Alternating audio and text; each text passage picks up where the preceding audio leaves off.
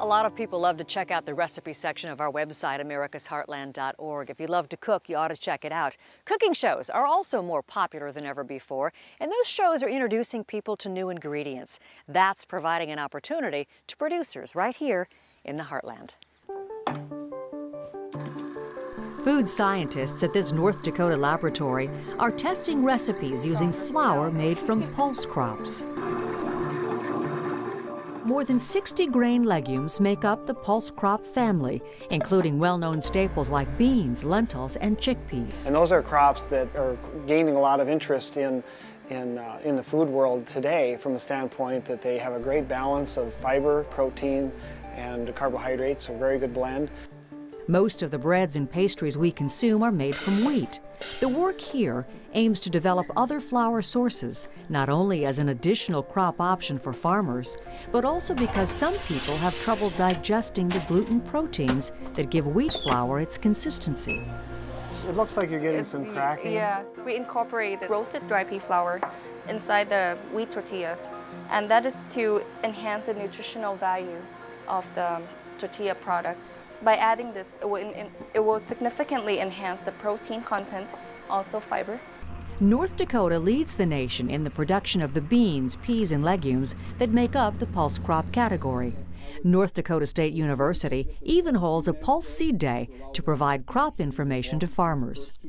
I very much appreciate those of you who have come out to spend time with us this morning to talk about our pulse crop research effort here at the Carrington Center.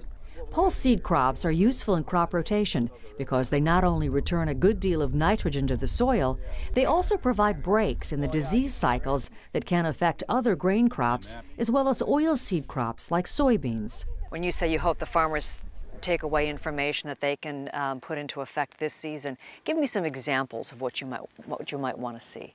One of the major research focuses that we have here is to manage plant pests, in particular plant diseases, in the pulse crops, both in terms of improving yield and, very importantly, improving the quality of that crop. That is solid. Farmers here also want to know more about consumer markets for new products developed from pulse crops. That would include not only ready-made meals, but also the snack items.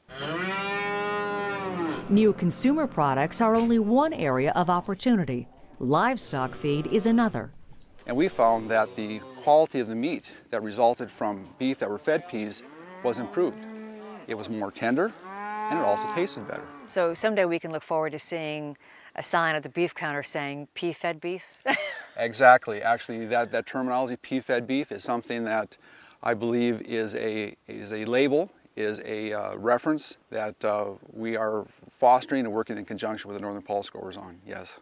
And we grow about 3,000 acres of pulse crops. And pulse crops would be lentils, chickpeas, or soybeans, or peas. 13, all right. Well, Farmer Kevin Haas began growing legumes some 20 years ago. They now make up 50% of his crops. A pulse crop actually is able to fix its own nitrogen from the air, and so in that sense you don't have to put any additional fertilizer on, and that's always good economically and probably good for the environment as well. The ongoing food project at the Northern Crops Institute may provide insights on incorporating pulse crops into foods more accessible to consumers. Options that would benefit shoppers, as well as those looking to expand the crop choices in their fields. They're developing uses now as making them to a flour and different things like that. So they're readily available. You put them in as an ingredient to your food and cook them, and you get the health benefit, and you can do it quite quickly.